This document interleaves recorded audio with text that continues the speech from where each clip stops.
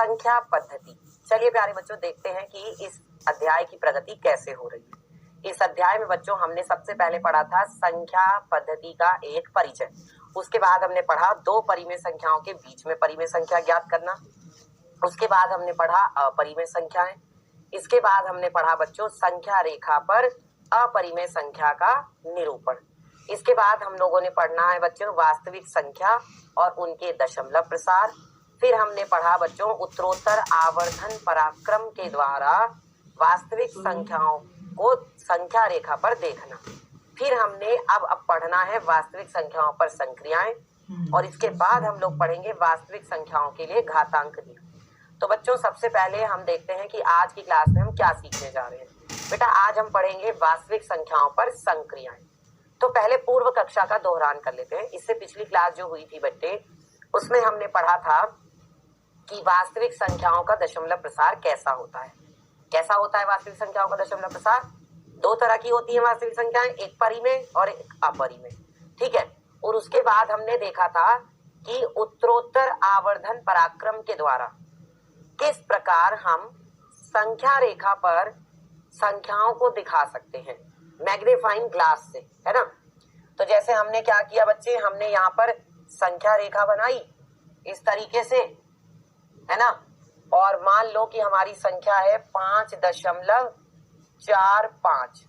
मान लो हमारी संख्या है 5.45। तो हम क्या करेंगे, हम पहले जाएंगे, मान लो हमने 0 से शुरुआत की, 0 1 1 के बाद 2 2 के बाद फिर 3 3 के बाद फिर 4 और 4 के बाद फिर क्या आ गया 5, है ना। और 5 के बाद फिर क्या आएगा 6 भी आएगा, है ना। तो इसको थोड़ा सा और आगे बढ़ा देते हैं।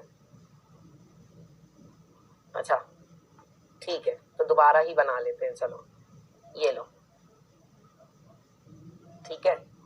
और ये हो गया आपका 0, ये हो गया आपका 1, ये हो गया आपका 2, ये हो गया 3, ये हो गया 4, ये हो गया 5 और ये हो गया 6 और ये हो गया आपका 7।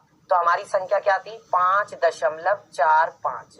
बेटा हमारी जो संख्या है वो 5 से बड़ी है 6 से छोटी है। तो 5 से बड़ी है 6 से छोटी है, इसका मतलब 5 और 6 के बीच में होगी, है ना।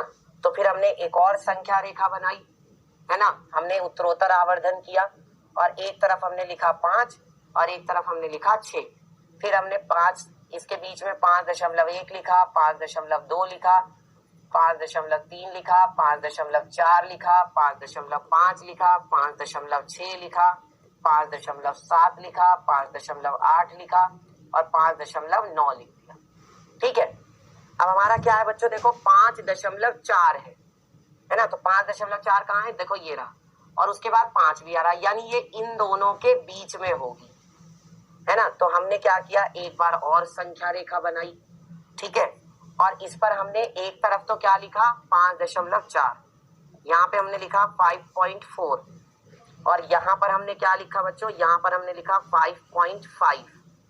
ठीक है। अब हम क्या करेंगे, 4 के आगे बढ़ेंगे जब, तो पहले क्या आएगा 5.41, फिर क्या आएगा 5.42, फिर क्या आएगा 5.43, फिर क्या आएगा 5.44, फिर क्या आएगा 5.45, फिर क्या आएगा 5.46, है ना। और फिर क्या आएगा 5.47, फिर क्या आएगा 5.48 और फिर क्या आएगा 5.49। ठीक है, समझ में आ रहा है सबको। इसका मतलब हमें ये पता चला बेटा, हमें क्या पता चला, हमें ये पता चला कि देखो हमारी जो संख्या है वो क्या थी 5.45। अब तो हमें वो मिल ही गई। कहाँ मिल गई, देखो हमारी संख्या ये रही 5.45, ये रही यहाँ पे। ठीक है, इस तरीके से हम करते हैं उत्तरोत्तर आवर्धन पराक्रम। चलिए अब बच्चों आगे बढ़ते हैं और बात करते हैं वास्तविक संख्याओं पर संक्रियाओं की। तो बेटा देखो जो ये शब्द है कौन सा, संक्रियाएं। संक्रियाओं शब्द का क्या मतलब होता है, संक्रियाओं शब्द का मतलब होता है बेटा जोड़ना, घटाना, गुणा करना या भाग करना। ठीक है, संक्रियाओं शब्द का मतलब क्या होता है, उन्हें जोड़ना या घटाना या गुणा करना या भाग करना। इन सभी को हम क्या बोलते हैं, संक्रियाएं बोलते हैं। ठीक है, और किस पर करनी है हमें संक्रियाएं, वास्तविक संख्याओं। बेटा वास्तविक संख्याओं में तो दोनों संख्याएं आती हैं, परिमेय संख्याएं भी आती हैं और अपरिमेय संख्याएं भी आती हैं। तो हम परिमेय संख्याओं को जोड़ेंगे, हम परिमेय संख्याओं को घटाएंगे, हम परिमेय संख्याओं की गुणा करें। अब देखो ऐसा भी हो सकता है कि हम परिमेय और अपरिमेय संख्याओं को जोड़ें, या हम परिमेय और अपरिमेय संख्याओं को घटाएं, या हम परिमेय और अपरिमेय संख्याओं की गुणा करें, क्योंकि वास्तविक संख्याएं तो दोनों होती हैं। ठीक है, तो जैसे यहाँ पे क्या कहा जा रहा है, जांच कीजिए कि 7√5 7/√5 √2 + 21 π-2 अपरिमेय संख्याएं हैं या नहीं है। तो बच्चों देखो, जब भी कभी हम क्या करते हैं परिमेय संख्याओं के साथ, देखो जब भी कभी हम परिमेय संख्या के साथ एक अपरिमेय संख्या को जोड़ते हैं तो बच्चों हमें अपरिमेय संख्या ही मिलती है। ठीक है, अभी देखो यहाँ पर क्या है, अगर हम परिमेय संख्या के साथ एक अपरिमेय संख्या की गुणा करें, ये देखो बेटा जो 7√5 है इसमें क्या है 7 है और गुणा हो रही है उसकी √5 से। तो बेटा 7 कैसी संख्या, परिमेय संख्या, √5 कैसी संख्या, अपरिमेय संख्या। तो जब आप एक परिमेय संख्या की एक अपरिमेय संख्या के साथ गुणा करोगे तो आपको अपरिमेय संख्या ही मिलेगी। तो ये वाली संख्या तो कैसी हो गई, अपरिमेय संख्या हो गई। ये वाली संख्या तो क्या होगी बच्चों, अपरिमेय होगी। अच्छा, उसके बाद क्या है, उसके बाद है बेटा 7/वर्गमूल के अंदर 5। तो देखो 7 आपकी कैसी संख्या है, 7 आपकी खुद परिमेय संख्या है, और ये √5 आपकी कैसी संख्या है, ये आपकी अपरिमेय संख्या है। तो बच्चों जब आप क्या करोगे, परिमेय संख्या को अपरिमेय संख्या से भाग दोगे तो भी आपको क्या होगा, तो भी बेटा आपको अपरिमेय संख्या ही मिलेगी, तब भी आपको क्या मिलेगी, अपरिमेय संख्या ही मिलेगी। क्लियर। अच्छा, एक बार याद है जो हमने वो वाला एग्जांपल देखा था 1/7 वाला जो था, और फिर उसमें क्या आ रहा था, 2/7 था, 3/7 था, 4/7 था, ये वाला देखा था ना एग्जांपल। क्योंकि 1/7 का कैसा था, 1/7 एक मतलब इसका दशमलव प्रसार कैसा आ रहा था, अशांत अनावर्ती का। तो इन सब का भी दशमलव प्रसार वही आ रहा था, अशांत अनावर्ती का, है ना। वही चीज यहाँ पर भी है। ठीक है। अच्छा, इसके बाद क्या है बच्चों, देखो वर्गमूल 2 + 21 है ना। तो इसमें क्या हम देख रहे हैं कि वर्गमूल 2 कैसी संख्या है, अपरिमेय संख्या है। ठीक है, और ये 21 कैसी संख्या है, परिमेय संख्या है। तो जब इसका भी आप क्या करेंगे, जोड़ेंगे इसको, तो बेटा यहां से भी आपको अपरिमेय संख्या ही मिलने वाली है। यहां से भी आपको क्या मिलेगी, अपरिमेय संख्या ही मिलेगी। क्लियर। चलिए अगला क्या है बच्चों, π-2। अब देखो आपको पाई का ही मान बिल्कुल सही नहीं पता, तो हम π-2 का मान कैसे बता दें, है ना। जब हमें पाई का ही मान सही नहीं पता तो हम π-2 का मान कैसे बता दें, क्योंकि पाई भी कैसी संख्या है, अपरिमेय संख्या, 2 कैसी संख्या है, परिमेय संख्या। तो बच्चों आपको घटाने पर भी क्या मिलेगी, अपरिमेय संख्या ही मिलने वाली है। ठीक है, आपको अपरिमेय संख्या ही मिलेगी। क्लियर। चलिए आगे बढ़ते हैं बच्चों इसके बाद। और देखो अब मैंने आपको बताया कि संक्रियाओं का मतलब होता है जोड़ना, घटाना, गुणा करना या फिर भाग करना। अब देखो यहाँ पर कहा जा रहा है कि इन दोनों संख्याओं को जोड़िए। तो कैसे जोड़ेंगे बच्चों, देखो क्या दिया है, 2 वर्गमूल के अंदर 2 + 5 वर्गमूल के अंदर 3, और इसमें हमें जोड़ना है किसको, वर्गमूल के अंदर 2 - 3 वर्गमूल के अंदर 3। तो बेटा जोड़ने और घटाने का नियम ये है कि जो एक जैसी संख्याएं हैं उनको आप एक साथ जोड़ोगे, जो अलग संख्याएं उनको आप अलग रखोगे। ठीक है।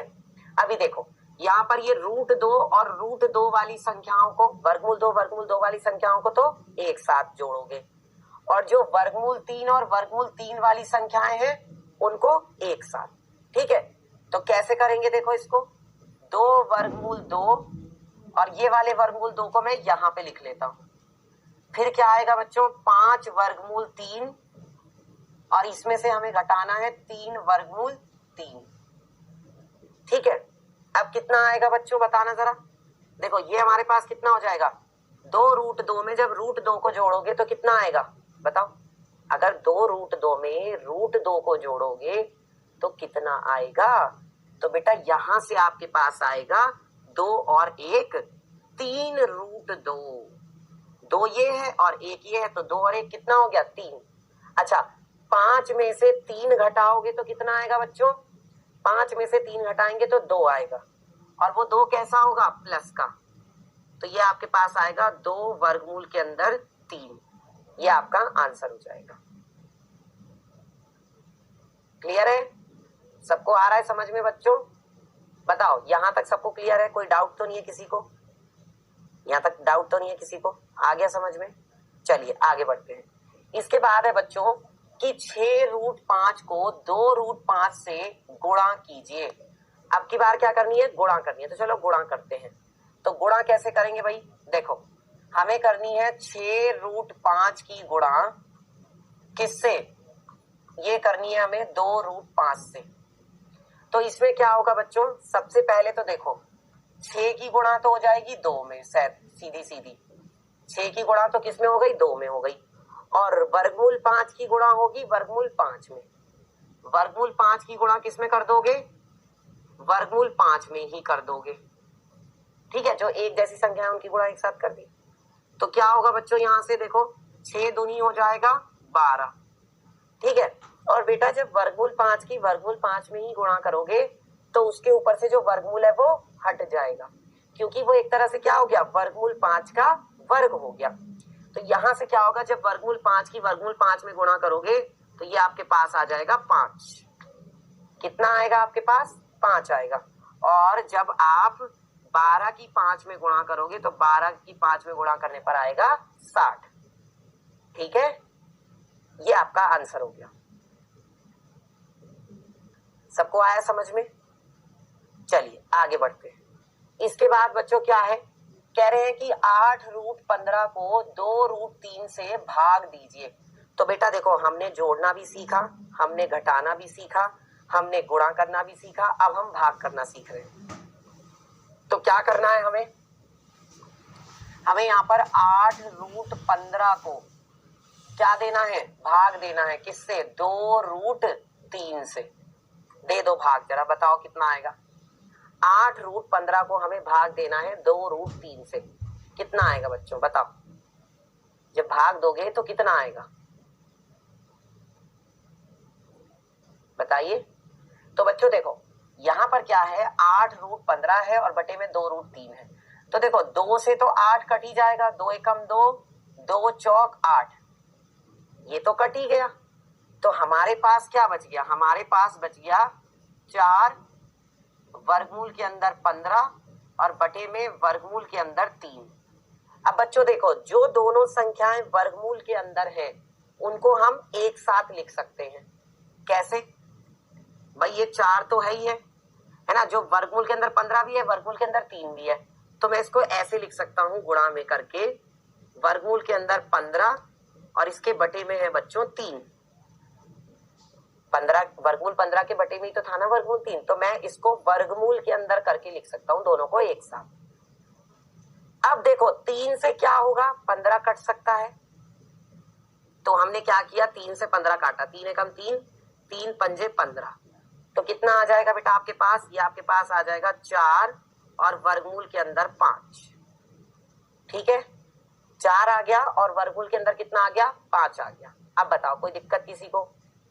यहां तक कोई दिक्कत है किसी को? तो बताइए कितना आ गया बच्चों? ये आपके पास 4 वर्गमूल के अंदर 5। ठीक है, समझ में आ रहा है? बताओ भाई, समझ में आ रहा है कि नहीं? कितना आ गया? 4 वर्गमूल के अंदर 5। ठीक है, तो ये आपका क्या हो जाएगा? आंसर हो जाएगा। चलिए अब देखो बेटा, कुछ नियम है, कुछ कानून है जो हमें मानने पड़ते हैं परिमेय संख्याओं और अपरिमेय संख्याओं को जोड़ने, घटाने के, गुणा करने के।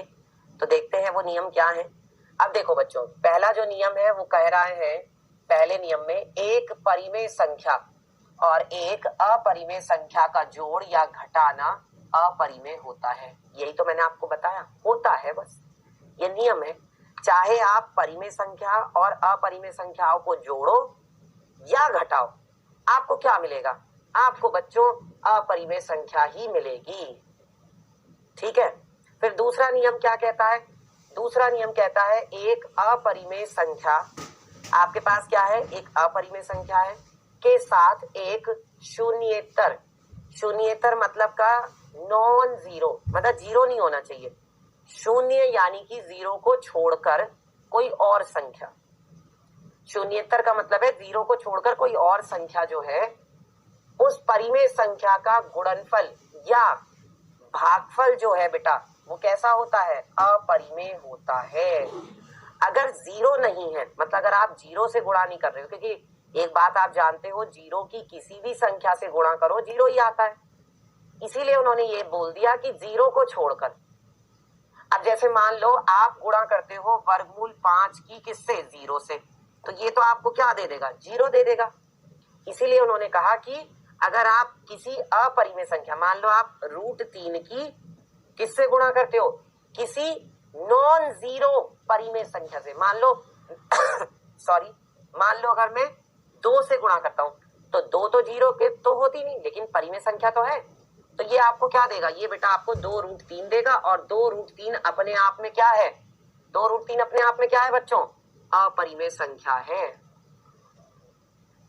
अच्छा, फिर है यदि हम दो अपरिमेय संख्याओं को जोड़ें, किसको जोड़ें, अपरिमेय संख्याओं को, या घटाएं या गुणा करें या एक अपरिमेय संख्या को क्या करें, दूसरी अपरिमेय संख्या से भाग दें, तो क्या होगा बच्चों, परिणाम जो है परिमेय या अपरिमेय कुछ भी हो सकता है।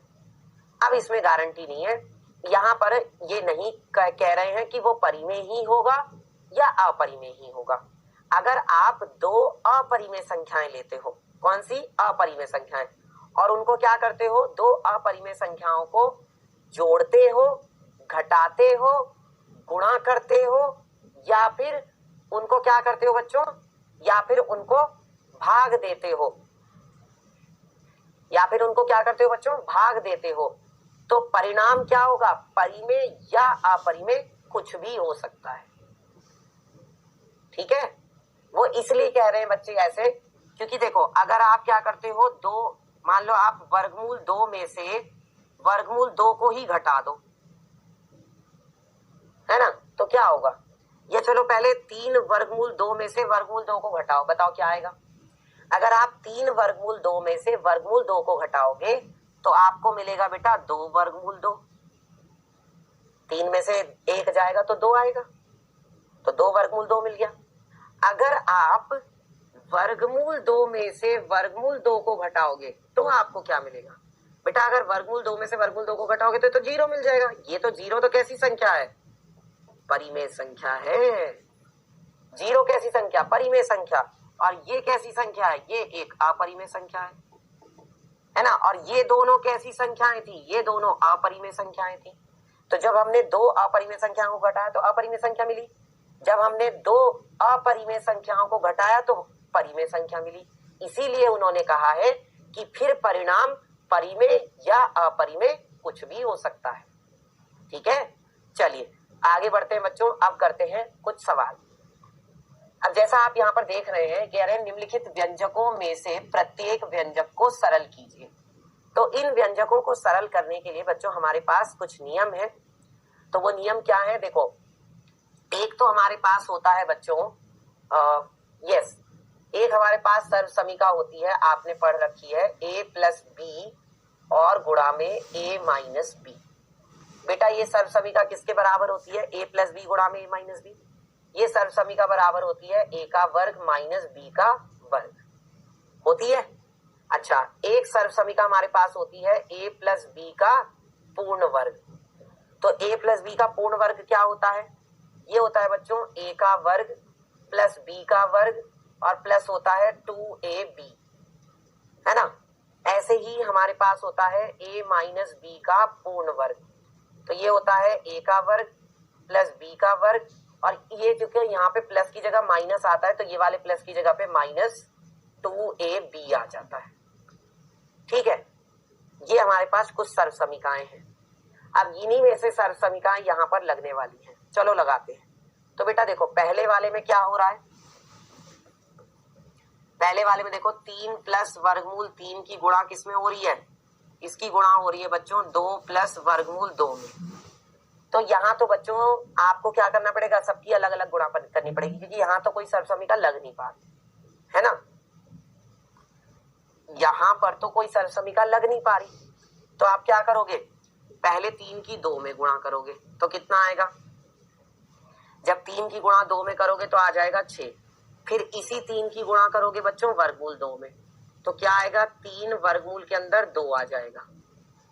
ठीक है, फिर उसके बाद क्या होगा बच्चों, वर्गमूल 3 की 2 में गुणा करोगे तो कितना आएगा, 2 वर्गमूल 3 आ जाएगा।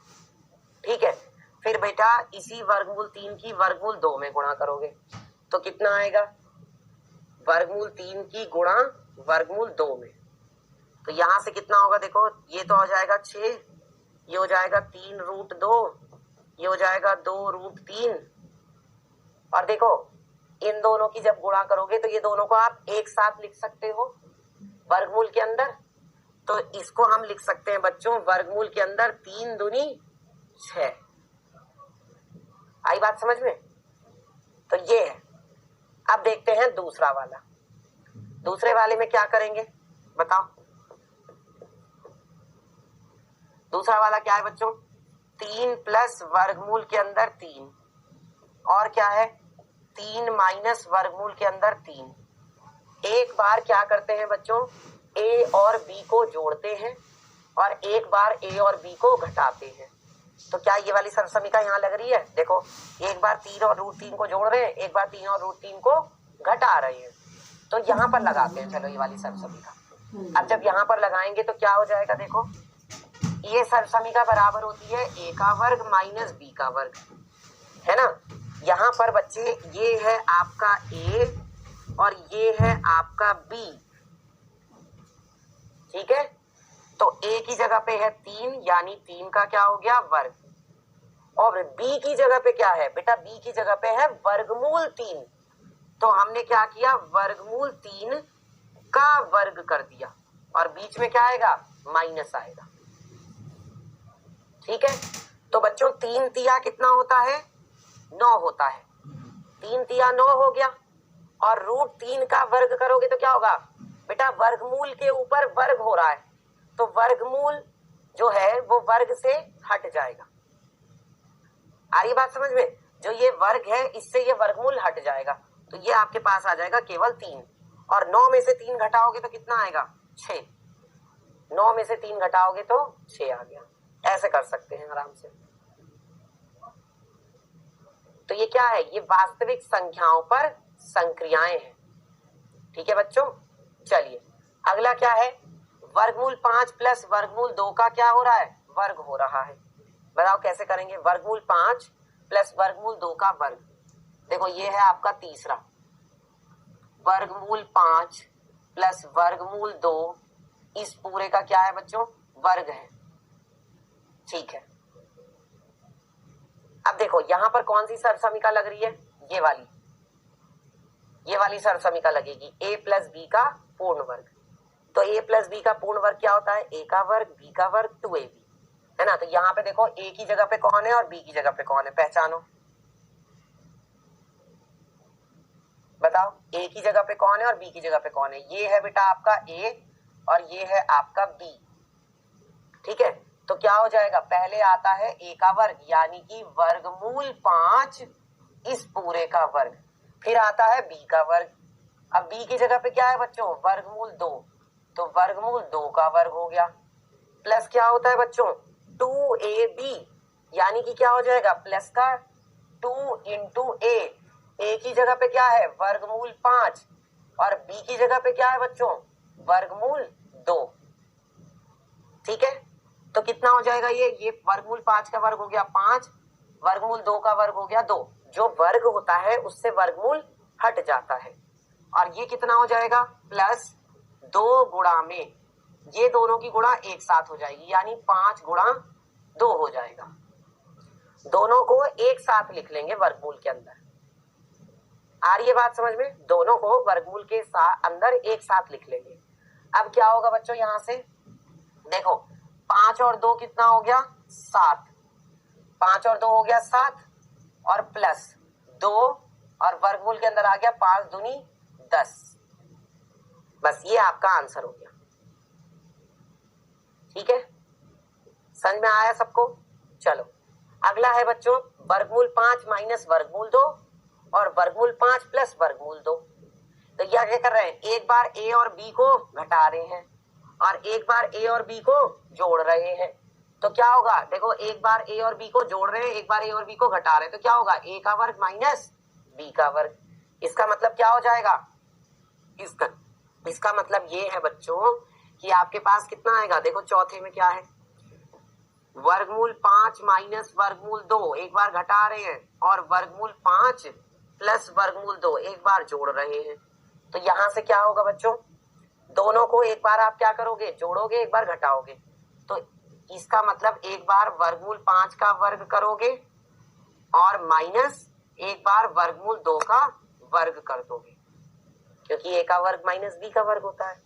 यहां से कितना आएगा, वर्गमूल 5 का वर्ग किया 5 आ गया, वो वर्गमूल हट गया, और वर्गमूल 2 का वर्ग किया तो उसका भी वर्गमूल हट गया, यानी 2 आ गया। 5 में से 2 घटाओगे तो कितना आ जाएगा, 3 आ जाएगा। 5 में से 2 घटाया तो 3। ठीक है, सबको आ रहा है समझ में, कोई डाउट तो नहीं है किसी बच्चे को? ठीक है ना, चलो आगे, चलो आगे बढ़ते हैं बच्चों, कुछ और सवालों की प्रैक्टिस कर लेते हैं। अभी जैसे देखो यहाँ पर क्या कह रहे हैं, निम्नलिखित व्यंजकों को सरल कीजिए। इन व्यंजकों को हमें सरल करना है, तो फटाफट करते हैं। देखो पहले वाले में क्या है बच्चों, फर्स्ट वाले में देखो क्या होगा, 5 प्लस रूट 7 और क्या है बच्चों 2 प्लस रूट 5। तो आप कैसे करोगे, सबसे पहले तो आप कर दोगे 5 की 2 में गुणा, तो क्या आ जाएगा 5 गुणा 2। फिर क्या होगा बच्चों, इसी 5 की गुणा होगी रूट 5 में, तो 5 की गुणा हो गई रूट 5 में। ठीक है, फिर क्या होगा, रूट 7 की गुणा होगी 2 में, तो आपने क्या किया, रूट 7 की गुणा कर दी 2 में। फिर क्या करेंगे बच्चों, इसी रूट 7 की रूट 5 में भी गुणा होगी, तो करते हैं। देखो रूट 7 की गुणा किसमें करी, रूट 5 में भी कर दी, सबके साथ सबकी गुणा, है ना। अब देखो 5 दूनी हो गया 10 और ये कितना हो गया 5 रूट 5 और ये हो गया बेटा 2 रूट 7 और ये कितना हो जाएगा, देखो प्लस का, दोनों को हम वर्गमूल के अंदर लिख सकते हैं, तो 7 पंजे 35 आ जाएगा, 7 पंजे 35। अब बताइए दूसरे वाले में क्या होगा, देखो एक बार क्या कर रहे हैं, a plus B a minus B, यानी कि एक बार जोड़ रहे हैं एक बार घटा रहे हैं, तो क्या आएगा 5 प्लस रूट 5 और 5 माइनस रूट 5। एक बार दोनों को क्या कर रहे हैं, जोड़ रहे हैं और एक बार दोनों को घटा रहे हैं, तो सर्वसमीका कौन सी, 5 का वर्ग और माइनस क्या है बेटा, b की जगह पे कौन है, यहाँ पे b की जगह पे यहाँ पे रूट 5। इसका मतलब ये क्या हो जाएगा, रूट 5 का वर्ग हो जाएगा, तो कितना आ जाएगा 5 पंजे 25 और रूट 5 का वर्ग करोगे तो 5 आ जाएगा और 25 में से 5 घटाओगे तो देखो जब रूट 5 का वर्ग करेंगे तो उसके ऊपर से वो वर्गमूल हट जाएगा, तो 5 आ गया। 25 में से 5 घटाया तो 20, 25 में से 5 घटाया तो कितना आया, 20 ही तो आया। चलो अगला देखते हैं, अगला क्या है, तीसरे में क्या कहा जा रहा है भाई, वर्गमूल 3 प्लस वर्गमूल 7 इस पूरे का क्या कर रहे हैं बच्चों, वर्ग कर रहे हैं। तो वर्ग करने का मतलब क्या है, पूरे का वर्ग हो रहा है, यानी a प्लस बी का होल स्क्वायर, तो whole square a plus B का पूर्ण वर्ग, तो क्या होगा वर्गमूल 3 का वर्ग होगा, प्लस क्या होगा b की जगह पे है वर्गमूल 7, यानी वर्गमूल 7 का क्या हो गया, वर्ग हो गया, प्लस क्या आता है बच्चों 2 इंटू a की जगह पे क्या है रूट 3 इंटू b और b की जगह पे क्या है रूट 7 है, तो यहां से कितना हो जाएगा बच्चों, बताओ जरा, ये कितना आएगा, देखो ये आपके पास आ जाएगा √3 का वर्ग कितना होगा, 3 होगा। ठीक है, √7 का वर्ग कितना होगा, 7 होगा। और ये क्या लिख सकते हो आप इसको, प्लस के 2 गुणा में, ठीक है। और देखो 3 और 7 दोनों वर्गमूल के अंदर है, तो आप क्या करो 3 और 7 दोनों को एक साथ लिख लो, वर्गमूल के अंदर 3 गुणा 7। तो कितना आ जाएगा आपके पास यहां से, ये 3 और 7 कितने हो गए, 10 हो गए। 3 और 7 10 हो गए। और प्लस क्या है बेटा, 3 सत्ते 21, तो यहां से आपके पास आ गया 2 और वर्गमूल के अंदर आ गया 3 सत्ते 21। ये आपका आंसर हो गया। ठीक है, अब इसको हम आगे नहीं जोड़ेंगे, 10 और 2 12 मत कर देना इसको, क्योंकि बेटा अगर इसके साथ वर्गमूल 21 होता तो हम दोनों को जोड़ते, अभी आप नहीं जोड़ सकते इसको। ठीक है, चलिए चौथा बताइए क्या होगा। देखो चौथे में भी क्या हो रहा है, यही नियम लग रहा है, a minus B a plus B. तो क्या करोगे, a का वर्ग माइनस b का वर्ग। बताओ क्या है, a की जगह पे है बच्चों, ये आपका पूरा क्या है, ये आपका पूरा a है, और ये आपका क्या है, ये आपका बच्चे b है। तो a minus B a plus B, a square minus B square, यानी क्या हो जाएगा, तो वर्गमूल 11 प्लस वर्गमूल के अंदर 7, यही तो है। हाँ, एक बार इनको जोड़ रहे हैं और एक बार क्या कर रहे हैं, वर्गमूल 11 माइनस वर्गमूल 7, तो ये क्या हो जाएगा, वर्गमूल के अंदर 11 का वर्ग और माइनस वर्गमूल के अंदर 7 इसका वर्ग। तो कितना हो जाएगा बेटा, वर्गमूल 11 का वर्ग कितना होगा, 11 होगा, वर्गमूल 7 का वर्ग होगा 7, 11 में से 7 घटाओगे कितना आएगा, 4, है कि नहीं। 11 में से 7 घटाया तो कितना आ गया, 4 आ गया। समझ में आया सबको, बताओ बच्चों, यहां तक सबको समझ में आया, कोई डाउट तो नहीं है किसी बच्चे को, have you any doubt. Okay, चलिए तो प्यारे बच्चों अब हम लोग करेंगे क्विज। हमने वास्तविक संख्याओं पर संक्रियाएं कर ली है। वास्तविक संख्याओं पर संक्रियाओं का मतलब वही होता है, उन्हें जोड़ना, घटाना, गुणा करना या भाग करना।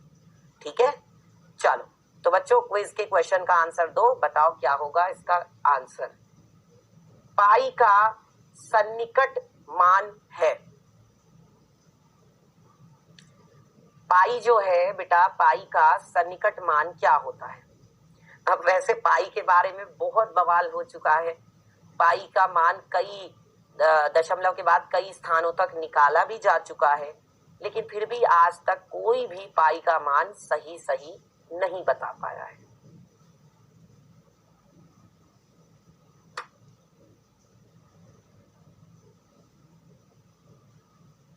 हो गया, चलिए अगला सवाल देखिए, निम्नलिखित में से कौन परिमेय संख्या है। इनमें से कौन बच्चों परिमेय संख्या है, बताओ, ध्यान से आंसर करना, फिर कह रहा हूं।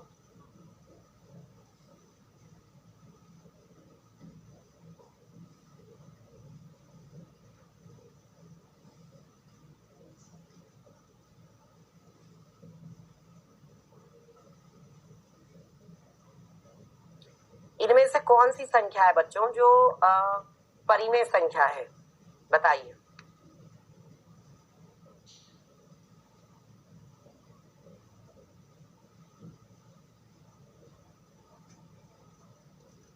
ठीक है, करें डिस्कस, हो गया।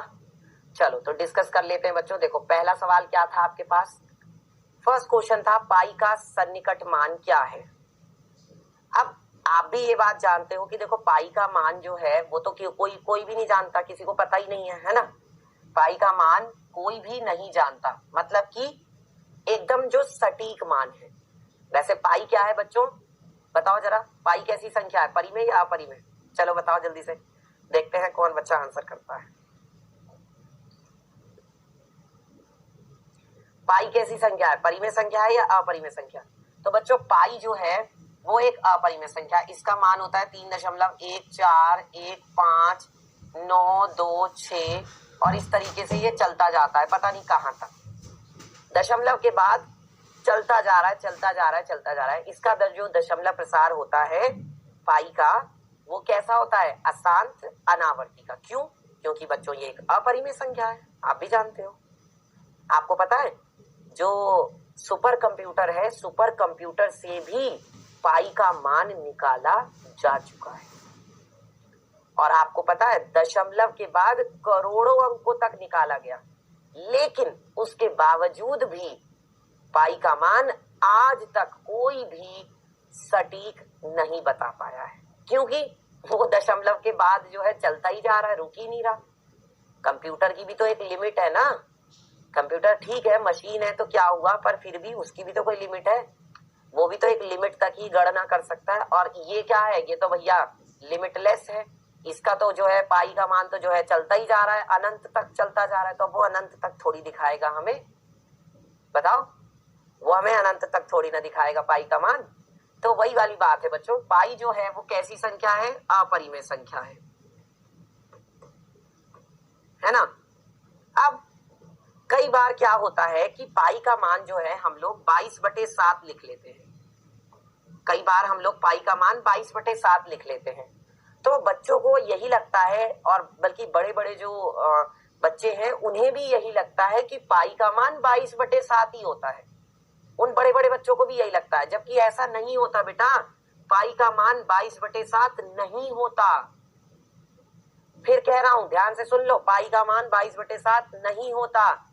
ये तो हम क्या करते हैं, पाई का मान जो 22/7 है ये तो हम गणना करने के लिए लिख लेते हैं, गणना करने के लिए, कैलकुलेशन करने के लिए, ताकि हमारी जो कैलकुलेशन है, जो हमारी गणना है वो आसान बन जाए। इसलिए हम पाई का मान 22/7 ले लेते हैं। वास्तव में पाई का मान 22/7 नहीं होता, क्योंकि आप ये भी देख रहे हो कि 22/7 जो है ये तो किस रूप में लिखी हुई है, P/Q के रूप में।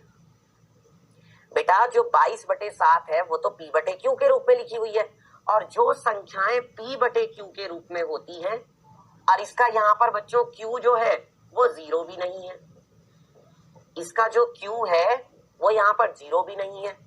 तो बेटा वो तो फिर संख्याएं कैसी हो गई, परिमेय संख्याएं हो गई।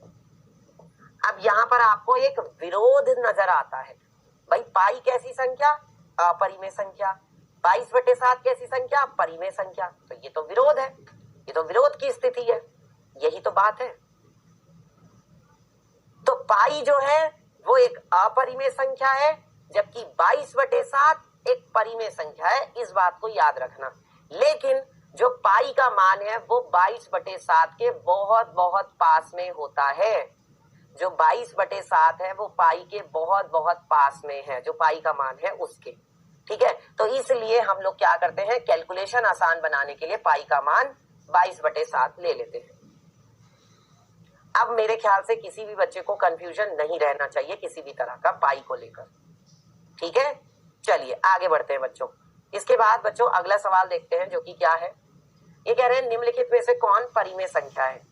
अब देखो विकल्प देख लेते हैं। विकल्प हमारे पास कुछ ये है, देखिए बच्चों, अभी मैंने बताया कि जब हम एक परिमेय संख्या लेते हैं और एक अपरिमेय संख्या, ये परिमेय संख्या है और ये क्या है बच्चों, ये आपकी अपरिमेय संख्या है, और आप क्या कर रहे हो, दोनों को घटा रहे हो। तो जब आप एक परिमेय संख्या और एक अपरिमेय संख्या को घटाते हो तो रिजल्ट क्या मिलता है, रिजल्ट मिलता है अपरिमेय संख्या, परिणाम मिलता है अपरिमेय संख्या।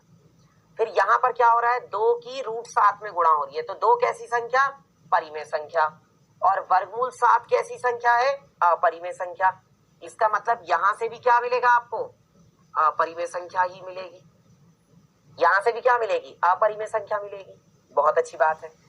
अब यहाँ क्या हो रहा है, देखो ये है आपकी परिमेय संख्या, ये है आपकी अपरिमेय संख्या।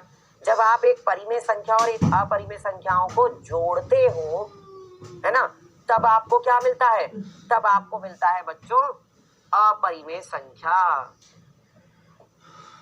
तब आपको क्या मिलता है, तब आपको अपरिमेय संख्या मिलती है। क्लियर। अब लास्ट एक विकल्प रह गया है, ये, इसको क्या करेंगे भाई, देखो ये क्या है आपका ए, ये क्या है आपका बी, फिर से ये ए और ये आपका क्या बी। एक बार क्या कर रहे हो, ए और बी को जोड़ रहे हो, और एक बार क्या कर रहे हो, ए और बी को घटा रहे हो। जब एक बार ए और बी को जोड़ते हैं घटाते हैं तो ये बन जाती है सरसमीका ए का वर्ग माइनस बी का वर्ग। अब इस सरसमीका को जरा यहाँ लगाना, बताना जरा क्या आएगा बेटा। देखो 5 तो 5 का हो गया वर्ग, और b क्या है, √2, तो √2 का हो गया बच्चों वर्ग। अब बीच में क्या है, माइनस, माइनस लगा दिया, तो ये कितना आएगा आपके पास, यहाँ से 5 का वर्ग होगा 5 पंजे 25, और √2 का वर्ग हो गया 2, 25 में से 2 घटाओगे तो कितना आएगा, 23 आ जाएगा। 25 में से अगर 2 घटाएंगे तो कितना आएगा बच्चों, 23। और 23 कैसी संख्या है बेटा, 23 जो है उसको तो आप क्या लिख सकते हो, 23/1 भी लिख सकते हो। ये तो किस रूप में है, ये तो p/q के रूप में है, और इसका q क्या है, इसका q बच्चों 0 के बराबर नहीं है। इसका मतलब क्या है, इसका मतलब ये आपकी एक परिमेय संख्या है, तो सही विकल्प हो गया डी। ठीक है, आज के लिए बच्चों बस इतना ही, बाकी हम लोग पढ़ेंगे अगली क्लास में। तो आज हमने क्या सीखा, आज हमने सीखा है वास्तविक संख्याओं पर संक्रियाएं। और बच्चों आज का होमवर्क मैंने आपको ऐप पर दे दिया, जाकर आप कर सकते हैं, और अगली क्लास में हम लोग सीखेंगे हर का परिमेयकरण करना। मिलते हैं फिर आपसे अगली क्लास में, तब तक के लिए सभी बच्चों का बहुत बहुत धन्यवाद।